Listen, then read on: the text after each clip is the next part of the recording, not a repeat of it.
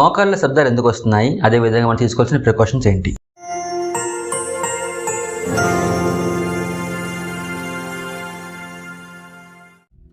Hi everyone, welcome to Telugu channel. మోకాళ్ళ శబ్దాలు వచ్చిన వాళ్ళకి అదేవిధంగా వాళ్ళకి పెయిన్ కూడా ఎక్కువగా ఉంటుంది. దీన్ని మనం క్రెపెటస్ అంటాం.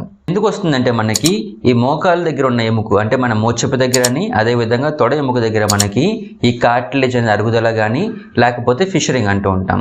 సో మోచెప్పు వెనకాల మనకి కార్టిలేజ్ అనేది ఉంటుంది. ఇది ఒకసారి ఏమవుతుందంటే మనకి ఈ విధంగా మధ్యగా చీలుతూ ఉంటుంది. సో దీన్నే మనం ఫిషరింగ్ అంటాం.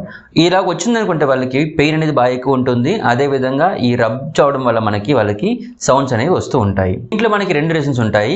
పెటల్లోఫెమరల్ ఆర్థరైటిస్. సో మనకి ఆస్టియోఆర్థరైటిస్ ఎలా వస్తుందో మోకాళ్ళకి, అదేవిధంగా మనకి తొడ ఎముక దగ్గర కానీ లేకపోతే టిబియా బోన్కి కానీ, సో మనకి పెటల్లోఫెమరల్ ఆర్థరైటిస్ కూడా మనకి ఈ మోచెప్పకి అదేవిధంగా మన తొడ ఎముక కూడా వచ్చే ఆర్థరైటిస్ని ఈ విధంగా అంటూ ఉంటారు. కొంతమందికి ఏంటంటే పెటల్లోఫెమరల్ పెయిన్ సిండ్రోమ్ అంటున్నాం. అది మనకి గ్రాడ్యువల్ ఏంటంటే మనకి దీంట్లో మల్టిపుల్ ఉంటాయి. సో దీంట్లో మనకి మోచెప్పకు కానీ లేకపోతే మోచెప్పకు ఉన్న లెగమెంట్స్ కానీ లేకపోతే మనకి నీ జాయింట్కి కానీ ఈ విధంగా ఒక్కోసారి మనకి ఆల్టర్డ్ మెకానిక్స్ ఉన్నా కూడా ఈ విధంగా ఒక్కోసారి సిమ్టమ్స్ అనేవి వస్తూ ఉంటాయి. దీంట్లో మనకి మల్టిపుల్ కాజెస్ అనేవి ఉన్నాయి. సో ఎవరైతే ఈ విధంగా మీకు మోకాళ్ళ శబ్దాలు వస్తున్నాయో అదేవిధంగా మీకు ఒకవేళ నడిస్తే పెయిన్ వస్తున్నాదో సో వాళ్ళు తీసుకోవాల్సిన మీకు ముఖ్య జాగ్రత్తలు ఏంటంటే ఎక్సర్సైజ్ చేస్తున్నప్పుడు మీరు ఎక్కువగా లోడ్ పెట్టుకోకండి. మీకు స్ట్రైట్ లెగ్ రేజ్ అనేది కావాలి. సో మీరు పడుకొని నార్మల్ కానీ మీ మోకాల్ని బెండ్ చేయకుండా స్ట్రైట్గా లెగ్ అనేది రేజ్ చేయండి.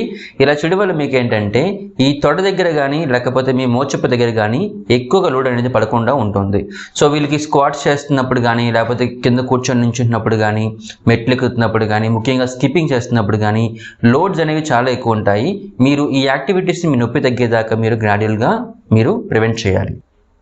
మీరు నడుస్తున్నప్పుడు తీసుకోవాల్సిన ముఖ్య జాగ్రత్తలు ఏంటంటే వాక్ చేస్తున్నప్పుడు ఎక్కువగా ఫాస్ట్ పేసింగ్ వాకింగ్ చేయకండి. అదేవిధంగా మీ షూస్ వేసుకున్నప్పుడు కూడా కొంచెం సాఫ్ట్ షూస్ అనేవి వేసుకోండి. సోల్ అనేది మీకు వెయిట్ని కొంచెం డిస్ట్రిబ్యూట్ చేసేలా ఉండాలి. అదేవిధంగా మీరు వాక్ చేస్తున్నప్పుడు ఏ కాంక్రీట్ సర్ఫేస్ మీద కాకుండా నార్మల్ మట్టి రోడ్ ఇస్తున్నారు అనుకుంటే మీకు గ్రౌండ్ రియాక్షన్ ఫోర్స్ ఎక్కువగా ఉండకుండా ఉంటుంది. అదేవిధంగా మీకు పెయిన్ కూడా ఎక్కువగా రాకుండా ఉంటుంది. సో మీరు తీసుకోవాల్సిన ప్రికాషన్స్ ఏంటంటే మీరు ఎక్సర్సైజ్ చేస్తున్నప్పుడు అన్నీ మీరు వర్క్ అవ్వవు. సో ఏదైతే మీకు ఎక్కువగా బెండింగ్ నుంచి స్ట్రైట్ లెగ్ ఎక్సర్సైజ్ ఉన్నాయో అవి ఇనీషియల్గా మీరు అవాయిడ్ చేయండి. స్ట్రైట్ లెగ్ ఎక్సర్సైజ్ మీరు బాగా చేస్తూ ఉంటే మీకు బెటర్గా ఉంటుంది. సెకండ్ ప్రికాషన్ ఏంటంటే మీరు తీసుకోవాల్సింది వాక్ చేస్తున్నప్పుడు ఎక్కువగా ఫాస్ట్ పేసింగ్ చేయకండి. సో మీరు జెంటిల్ వాకింగ్ చేయండి. వాక్ చేస్తున్నప్పుడు షూస్ మీరు మంచి వేసుకుంటే ఇంకా బెటర్గా ఉంటుంది. లేదా మీరు నార్మల్గా కాంక్రీట్ సర్ఫేస్ మీద కాకుండా ఒక గ్రౌండ్ ఉంటుంది కదా మీకు సాఫ్ట్ లేయర్ గ్రౌండ్ కింద, ఈ గ్రౌండ్లో మీరు వాకింగ్ అనేది చేయొచ్చు.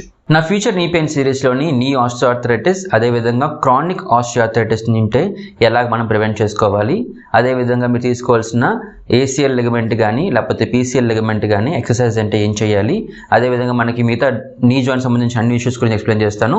అది మిస్ కాకూడదు అనుకుంటే మా ఛానల్ని సబ్స్క్రైబ్ చేసుకోండి. ఫ్యూచర్ వీడియోస్ మళ్ళీ కలుద్దాం. Thank you.